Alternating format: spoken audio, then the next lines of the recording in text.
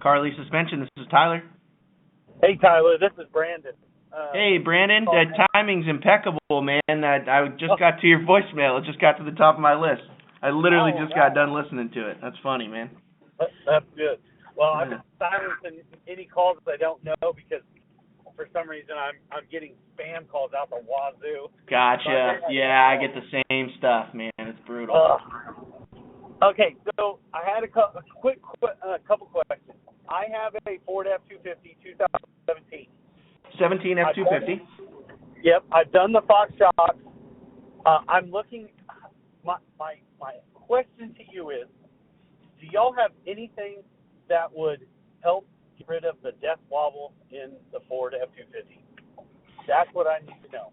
Yeah. So as far as that goes, do you have just Fox shocks on like a factory setup, or is it like our full system, or? No, I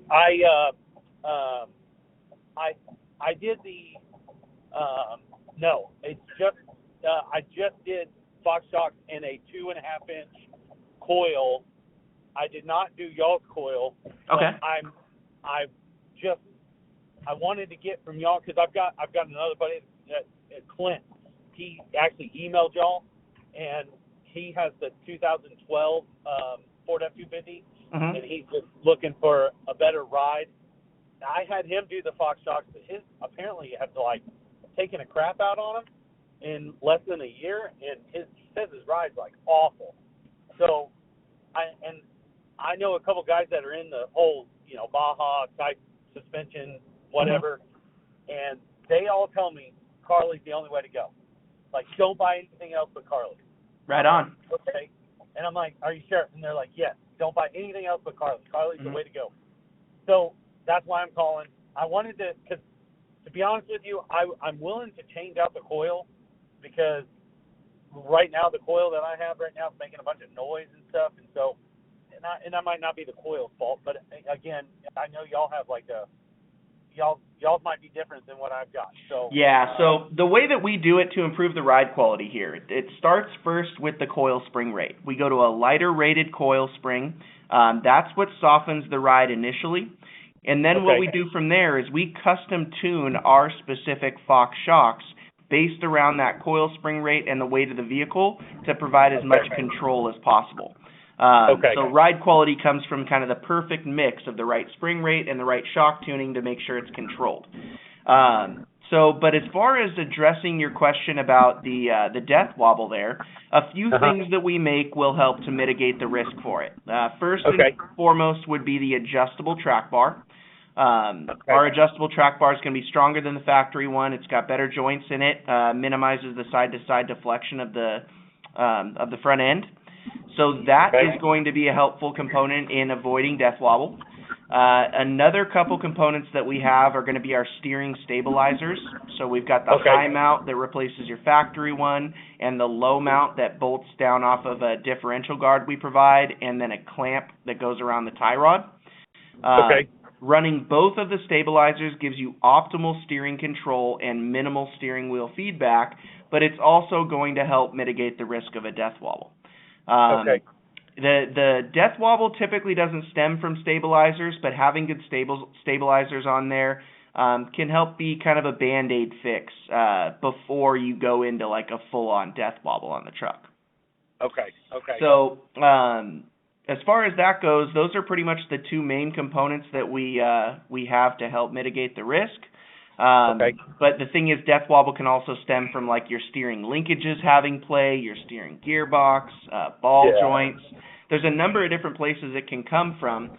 So, just getting these parts, you'll still want to make sure you're keeping up on maintenance because the risk is still there because you're not, addressing everything.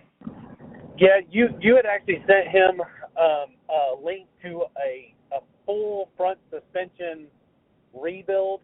Basically, I guess it was from CJ Off-Road. They had CJC. Apex. Yeah, Apex suspension front. Yeah, the Apex steering linkages. Yeah, Apex chassis. Yeah. So and I changed out a couple of them here and there because I've got about 165,000 miles on my truck right now. He's got 220, Mhm. and he's never done anything other than the Fox shocks, which was like less than a year ago.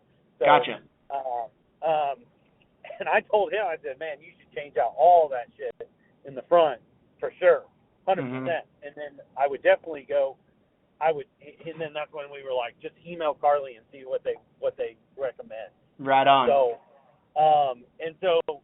anyways, but I figured I would try to do that Apex, the front suspension stuff. Yep. And then again, try to contact y'all and find out like what. I mean, I can the adjustable spring. I like that idea. Do you think? So I tow trailers with my truck, Mhm. like a gooseneck trailer, dump trailer. Mhm. Do you think that I should change out the leaf springs in the rear? Not necessarily. There's no need to do that. Okay. I would personally start with the front end and, beef up the front end a little bit, so the track bar, Okay. and then do the steering stabilizers, and then potentially that steering linkage from Apex. Okay. And then from there, I mean, you could always kind of, further progress with the kit. Like, let's say you decided to purchase the coil springs and the shocks to help, improve the ride. It's at that point that you can start looking into the rear. Is your truck a standard 250 or is it a 350 leaf pack in the rear? It's a 350 long bed, single rear wheel in the rear. Gotcha. So Okay. So, yeah, as far as that goes, I mean, if you want to make sure you retain your full capacity and you can haul that gooseneck, because it sounds like that's kind of the main task that you're using the truck for, I would say that I would keep those factory rear leaf springs in there, and then potentially go with something like the commuter system, which is going to be best suited for the factory leaf springs in the rear. Okay. And then one more question, and then I'll let you go. The sway bar. Would that help my ride at all? Absolutely. Yep. The only thing is, the torsion sway bar was meant to work specifically with our system. In our system, we supply what's called a front bump stop drop bracket. Drops the pivot point of the actual bottom out position of that truck. So if you were to install our torsion sway bar without having that bump stop drop on the truck, when the truck gets to full compression, it's potentially going to shear the ends of those end links on the sway bar itself. So in order to run that, you pretty much have to make the switch over to our kit to make sure you're cycling the proper range of motion so that nothing binds. Okay, I get it. So, and you would, I mean, obviously, you're probably going to tell me to use y'all's end links as well. Those they look like really beefed up. It's absolutely pertinent to use the end links as well, because that's the way that everything cycles properly. Those end links have a specific length so that they make sure that they cycle all the way to full compression and all the way to full extension. Got it. I got it. Okay, cool. Yeah. So the reason that we sell it without end links is because some customers will buy the end links with the leveling kit right off the bat and use them with their factory sway bar, and then if they want to upgrade, they've already got the end links, so we have that part number.